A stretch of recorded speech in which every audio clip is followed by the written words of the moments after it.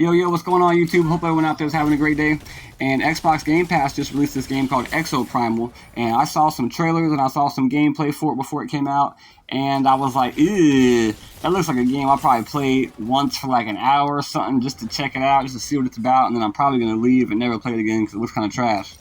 But it came out yesterday. I hopped in there ASAP. I played a few games, and I was pleasantly surprised at the amount of fun I had. But before we can get into all the details, you're probably wondering, like, what kind of game even is ExoPrimal? Well, ExoPrimal is a third-person, class-based PvE, PvP horde defense game. Pretty much is the best way I can explain it. And the way it works is there are three types of classes. There is Assault, which is like DPS. There is Support, which is like medics and stuff, and there are tanks, which, they're tanks. And both teams assemble in teams of 5, so there are 2 teams that are competing on the map. And what you do is you make your way to objective spots, and you complete a number of objectives. It can be destroy a certain number of dinosaurs, destroy a boss dinosaur, protect this thing from the dinosaurs, but eventually you'll make your way to the end of the match. And the other team is doing the same thing you're doing, and you're pretty much racing them. You're trying to get to the end of the match before they do. Because when you get to the end of the match, it's going to be a little different game mode, and PvP is going to be enabled. And sometimes you might have to escort the payload. There's 2 payloads. Both teams have to push their payload to a spot, but they can both fight each other. Sometimes it's like a domination game. It's like A, B, and C. You got to protect them and also take over. And PvP is enabled through all this. And whoever finishes their objective first wins the game. There's all kinds of different variables though. Like they can take control of a big dinosaur and throw him over in our game to try to mess our stuff up. We can do the same to them. It's pretty wicked. And I know I don't fully understand everything about the game yet, guys, so go ahead, feel free to hop down in the comments and let me know if I got anything wrong. I thought this is my first impressions video. I just want to play the game for a few hours and give you guys my thoughts and opinions on if I think it's fun, if it's even worth downloading, if you should avoid it.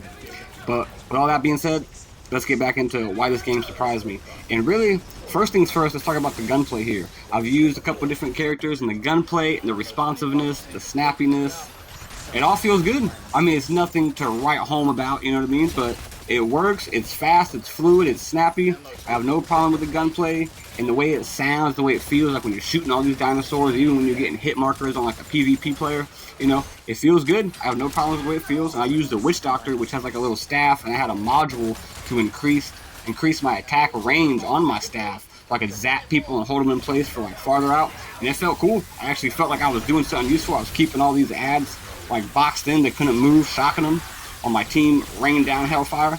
That was pretty cool. So the gunplay and like the movement and all that stuff is nice. Like, it's pretty cool.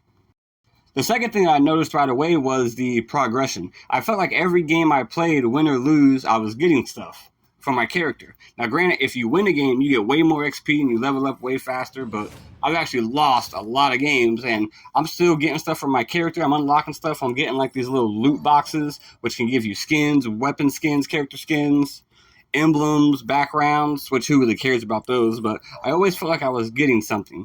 And each character has a 10-tier progression tree specific to them. So each character has a tree with 10 levels that you can unlock, and in there is like banners, modules, which modules you can equip on your character, and they're like little perks.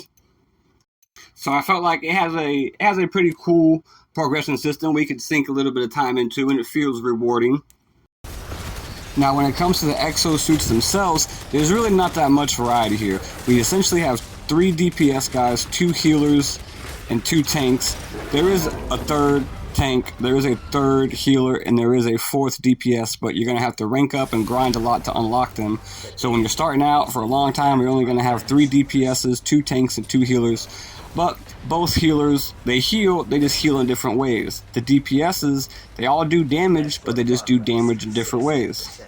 And the tanks, they both aggro and help out with enemies as far as like rounding them up and keeping them together, but they just do it in different ways. So while it's pretty cool, because they have different abilities, but they still manage to do the same job, it still would have been nice to have more characters to choose from with more abilities.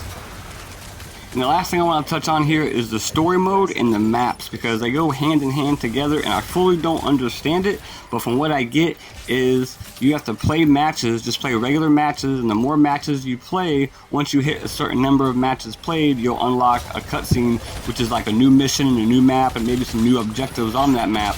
And you just keep going and unlocking more missions and more objectives. I've unlocked 2 or 3 new missions and new objectives since I've been playing, and I'm a level 17 or something like that. But all in all, you will be doing the same maps quite a few times. It does get a little repetitive, but I'm sure they can add more maps and stuff like that. But overall, I've been playing this game with one of my friends. We've never had a full team to be super sway or nothing. It's just me and one of my boys, and we've been in there and we've been having a blast. We've been using teamwork when we can, when we have a good team. Sometimes our team sucks, you know, it's just the way it is. But I've been having way more fun than I thought I would have with this game, and it's like it's stressless fun. Like, it is kind of stressful. You're in there, you're trying to win, you're trying to be competitive, you're trying to use synchronizations with the team's abilities, and sometimes it just doesn't work out like that. But it's not like hampering. You feel like you're still progressing and you're still having fun whether you win or lose. And to me, it's very surprising because I hate losing. But I would definitely recommend playing this game with some friends if you are a Game Pass subscriber. If you are not a Game Pass subscriber, I believe the game costs $60, in which that's when I'm going to put my foot down and say, ew, I wouldn't pay $60 for this. It's a fun little cool game, but I don't think it has that much longevity. I think it's going to be a fun, cool game for a couple weeks maybe, and then we're going to be done with it. It's going to be repetitive. We're going to be like, yeah, ExoPrimal, that was a cool game, but I'm done with it. I don't want to play it no more. But hey, for a free game off Game Pass, that's all I'm really looking for nowadays. So that's going to do it for me, guys. If I helped you out and you liked the video, drop me a like. If you have any questions or comments, or you want to correct me on something because I got something wrong, also leave that down in the comments. Until next time, guys, see ya.